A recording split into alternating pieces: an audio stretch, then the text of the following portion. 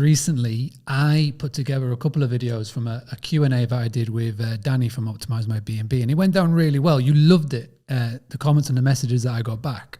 So I dug into my little archive and I managed to find another fantastic Q&A with Chris Taylor, who is an Instagram expert. These videos are going to be packed with information, so please do take note. They're short, sharp, to the point, but they will give you all the tools and the tactics that you need to make Instagram work for you and your hospitality business. So please do stick around.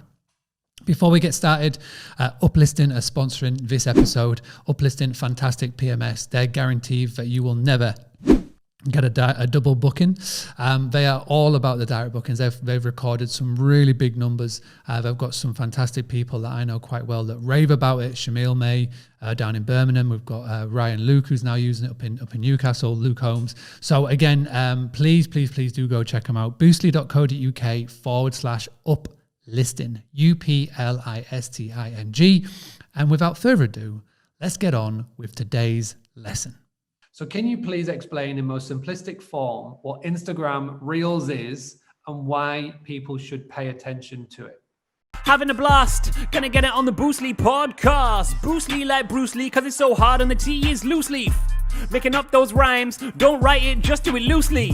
If you want my respect, you'll better put direct. Here are the words in the podcast, that's what comes next. Cool, so Instagram Reels quite simply is, again, another form of short form content. So it was a TikTok ripoff. So they saw TikTok like really scaling and taking the market by storm. And as Instagram and Facebook do, like Zucks is the king of it, like they see an opportunity to be able to share a market, and then they go in after it. So Instagram Reels is basically Instagram's version of TikTok. And I've got a kind of mixed feeling with it. And this has just come from like practicing and really experimenting with the powers of it. It's really, really good in terms of because it's a new feature, and any new feature that you see on the platform, like they want it to take off. The social media platform they've spent millions developing it. So they need it to take off. They need people to use it. Therefore, any user that creates the short form content, 15 to 30 second content, like what happens is they will push that content as far as possible because they want people to see it. They want people to interact with it. They want people to take it and give them feedback on whether it's working or if it's not working. So with Reels, it's about basically getting to the point really, really quickly. So thinking of a pain or a problem or a piece of content which will grab people's attention, and then getting it out there and demonstrating it in that 15 to 30 seconds. Now, what happens is you may not get huge amounts of watch time because it's shorter form content, but what you will get is more views. And with more views, normally becomes more engagement and therefore more followers that come to your account.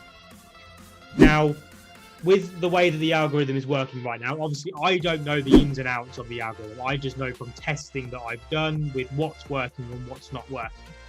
So you've got a battle to have with Instagram Reels because you need to know whether you want more business or you want more attention.